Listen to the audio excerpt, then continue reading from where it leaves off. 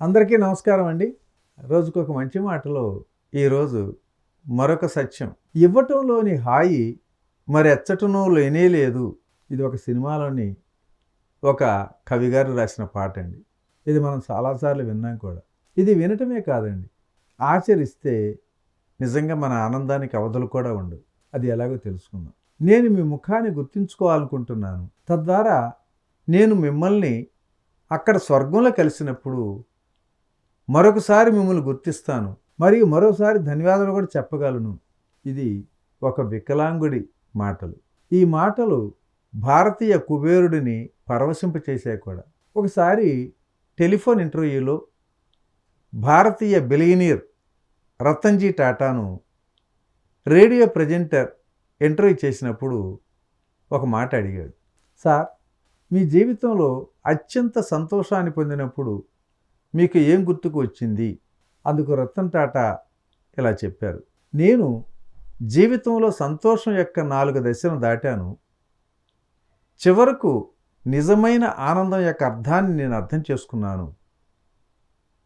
మొదటి దశ ఏమిటంటే సంపద మరియు వనరులను కూడబెట్టుకున్నా. కానీ ఈ దశలో నేను కోరుకున్నంత ఆనందం నాకు లభించలే. ఆ తర్వాత విలువైన వస్తువులు మరియు వస్తువులను సేకరించడం రెండో దశ. కానీ ఈ విషయంలో కూడా ఆనందం యొక్క ప్రభావం తాత్కాలికమైందని చెప్పి, మరియు విలువైన వస్తువుల మెరుపు ఎక్కువ కాలం ఉండదని కూడా నేను గ్రహించాను. అప్పుడు పెద్ద ప్రాజెక్టు పొందటానికి నాకు మూడవ దశ వచ్చేసింది. అప్పటికే నాకు ఇండియా మరియు ఆఫ్రికాల్లో 95% డీజిల్ సరఫరా ఉండేది. ఆ సమయంలో నేను భారతదేశం మరియు ఆసియాల కల్లా అతిపెద్ద ఉక్కు కర్మాగారానికి యజమానినయ్యాను. కానీ ఇక్కడ కూడా నేను ఊహించినంత ఆనందం నాకు లభించాల. ఇక 4వ దశ ఏమిటంటే కొంతమంది వికలాంగ పిల్లలకు, దాదాపు 200 మంది పిల్లలకు వీల్ చైర్లు కొనమని నా స్నేహితుడు నన్ను కోరాడు. ఆ స్నేహితుడి కోరిక మేరకు వెంటనే నేను 200 వీల్ చైర్లు కొన్నా. కానీ నా మిత్రుడు నన్ను అతనితో వెళ్ళి ఆ పిల్లలకు వీల్ చైర్లు ఇద్దామని చెప్పి రమ్మని పట్టుబట్టాడు. సరే అని చెప్పి నేను కూడా అతనితో వెళ్ళాను. అక్కడ నేను ఈ పిల్లలకు ఈ చక్రాల కుర్చీని నా సొంత చేతులతో ఇస్తున్నా. అప్పుడు ఆ పిల్లల ముఖాల్లో విచిత్రమైన ఆనందం కనిపించింది నాకు.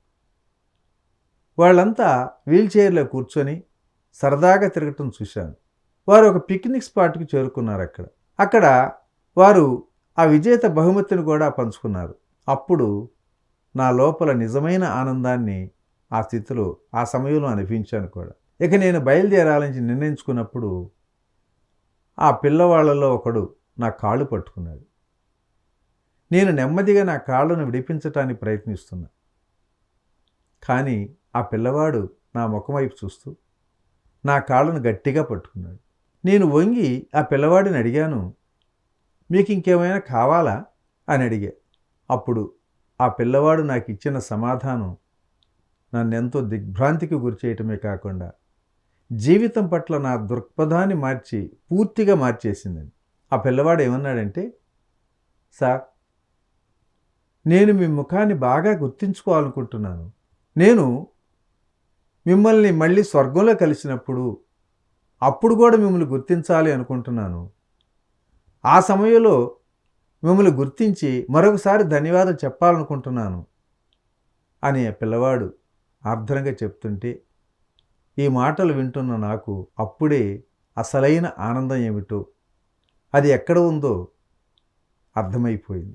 ఇది రతన్ టాటాజీ యొక్క అనుభవం. మిత్రులారా, ఈనాడు సంపదలు ఉంటేనే ఆనందం అనే భ్రమంలో అసలైన ఆనందాన్ని తాకట్టు పెట్టి సంపదలు పోగేసుకుంటున్నాం. కానీ కోట్లు కూడబెట్టిన కుబేరులు చెప్పే మాటలు వింటే మనకు ఎంతగానో కలిగిస్తాయి కదా. కాబట్టి మరొక్కసారి మనసు పెట్టి ఆలోచించండి. అందాన్ని పెంచుకుంటే కెమెరాలో బంధించి ఆనందిస్తారు. ఆస్తిని పెంచుకుంటే గంధపు చెక్కల్లో తగలబెడతారు. పేరుని పెంచుకుంటే సన్మాన పత్రాలతో సత్కరిస్తారు. హోదాని పెంచుకుంటే హోర్డింగులో నిలబెడతారు. అదే వ్యక్తిత్వాన్ని, మంచితనాన్ని పెంచుకుంటే జనం గుండెల్లో గుడికట్టి పూజిస్తారు. మిత్రులారా, మరి ఈ సత్యాన్ని తెలుసుకొని ఆ మహానుభావుల బాటల్లో కూడా పయనించుదామా? ఈరోజు ఈ మంచి మాటను ఇంతటితో ముగించుకుందాం. తిరిగి రేపటి రోజుని మరొక అద్భుతమైన సత్యం ద్వారా కలుసుకుందాం. Okay, thank you. ఇట్లా మీ రామిరెడ్డి, మానస సరోవరం.